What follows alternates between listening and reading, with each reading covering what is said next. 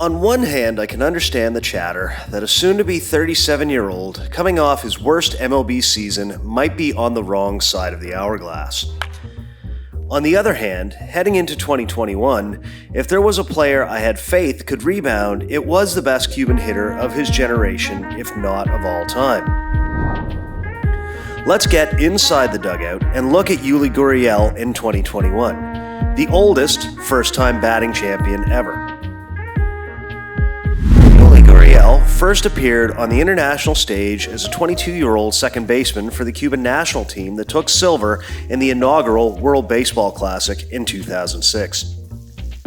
The middle son of Cuban legend Lourdes Gurriel, brothers Yuniesky and Lourdes Jr. are successful ball players in their own right. Yuli moved to the hot corner and for over a decade, first for home club Sancti Spiritus and then Havana's Industriales, became a star in Cuba's top league, creating comparisons to the immortal Omar Linares and similar speculation to what if he could make his way to the majors.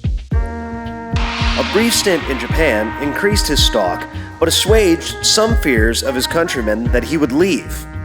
He was believed to be the linchpin of a deal to send Cubans to MLB legally. Yuli and younger brother Lourdes Jr. walked from Team Cuba in the 2016 Caribbean World Series despite a soon-announced 2018 deal of a baseball detente. It indicated Yuli couldn't wait any longer, and ultimately the talk was just that. I had the opportunity to capture him in action in Cuba multiple times, and he was putting up video game numbers.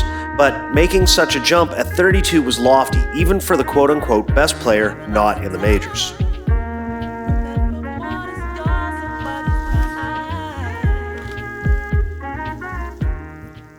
Yuli signed with the Astros later in 2016 and struggled defensively in shifting to first base, but he has rounded himself into a Gold Glove caliber first sacker, so his ability to make adjustments shouldn't surprise us. In his first 3 full seasons, he established himself as a consistent 290s hitter with 20-plus home run power and 80-plus RBI potential. 2019 saw him break out with a 298 average, 31 home runs, and 104 RBIs, while only striking out 65 times. 2020 was not a good year for many of us, and Yuli, in playing 57 of the 60 games in the COVID season, did not build on the success he had in 2019. Suddenly, many started asking if he had gotten old overnight. A look into some of his StatCast numbers doesn't provide an obvious answer as to why he struggled. His exit velocity was in line, and of note, he is typically in the 60th percentile for hard hitting, so just a bit above average. His K rate was also in line at 11.7%, which typically puts him in the 98th percentile. This is elite. His walk percentage, although down from 2019, wasn't outside his norm. However, in rebounding and taking the batting title in 2021, his walk rate nearly doubled to 9.8%. Was 2020 just a lost year and full of bad luck? 2021 did see an uptick of a half mile an hour in average exit velo, and his max exit velo jumped by 5 miles per hour. This perhaps points to more walks, resulting in fewer outs, but better overall pitch selection, which he squared up better on fat pitches. Yuli's 97th percentile whiff percentage indicates he didn't miss when he swung. This is corroborated by his chase percentage dropping from 34.4 to 26.1%, while his chase contact jumped from 69.6 to 75.8%, which veritably mirrors his 2019. Yulieski's first pitch swing percentage also dropped from a career average 34% to 29%. 2021 was thus a bit of a return to his previous success and a bit of a departure, with more patience resulting in a 20-point increase in batting average from his previous high. That .319 average made him only the second Cuban after recent Hall of Fame inductee Tony Oliva to take that crown.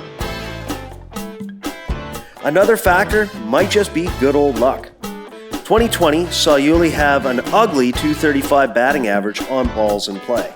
This jumped to a career high .336 in 2021. Better contact on better pitches, or balls just landing where they ain't? Maybe some of both.